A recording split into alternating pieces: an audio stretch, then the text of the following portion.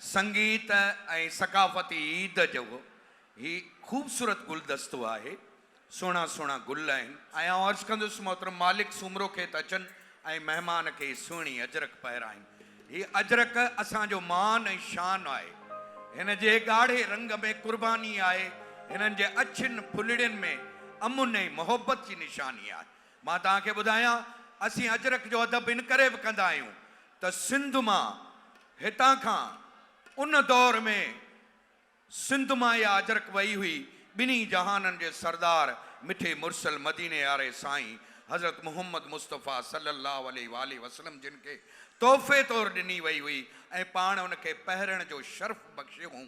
इन करे ई असां अजरक जी इज़त करियूं था। हीअ वाहिद सिंधी टोपी आहे जंहिंमें महराब ठहियलु आहे जीअं सजदो सुहिणो अची सघे। अजरक टोपी ऐं पटके जे लाइ हथड़नि जा गुलाब थी वञनि। असांखे फ़ख़ुरु आहे पंहिंजे कल्चर ते, पंहिंजी सकावत ते।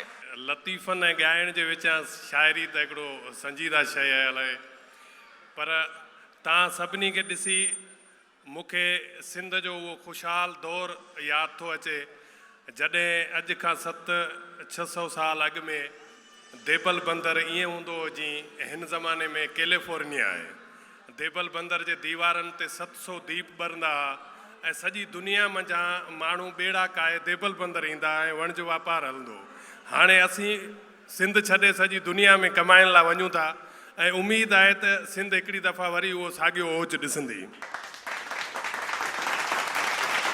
असां वटि हिकिड़ो कबीलो आहे रेबारी, जंहिं ते को बि क्रिमिनल केस न आहे ऐं शराफ़त जी ज़िंदगी गुज़ारींदड़ जिन जूं औरतूं मर्द इंतई हसीन हूंदा आहिनि।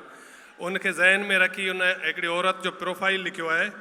हूअ जा हासू रेबारण आ, भरियो तुरियो सावण आहे, ॾाढो सुहिणो ॾावण आहे।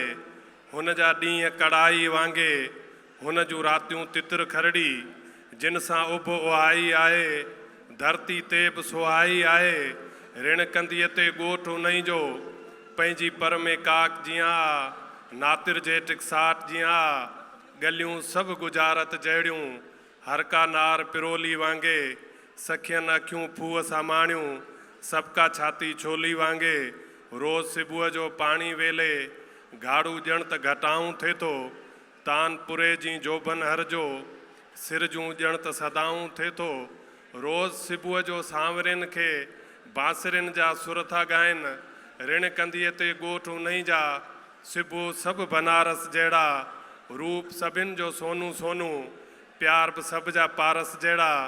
कारी उन्ना वेस उन्हनि जो, उजरो मना देस उन्हनि जो, कपह पूणियूं अंग उन्हनि जा, लिंग लियारुनि वांगुरु आहिनि, मोरनि वांगे नेण रतावां, सूंहं बि तिन वटि साम पई आहे। घरटियारी घाट मथां को, नातिर जो टिकसाट बि कोन्हे।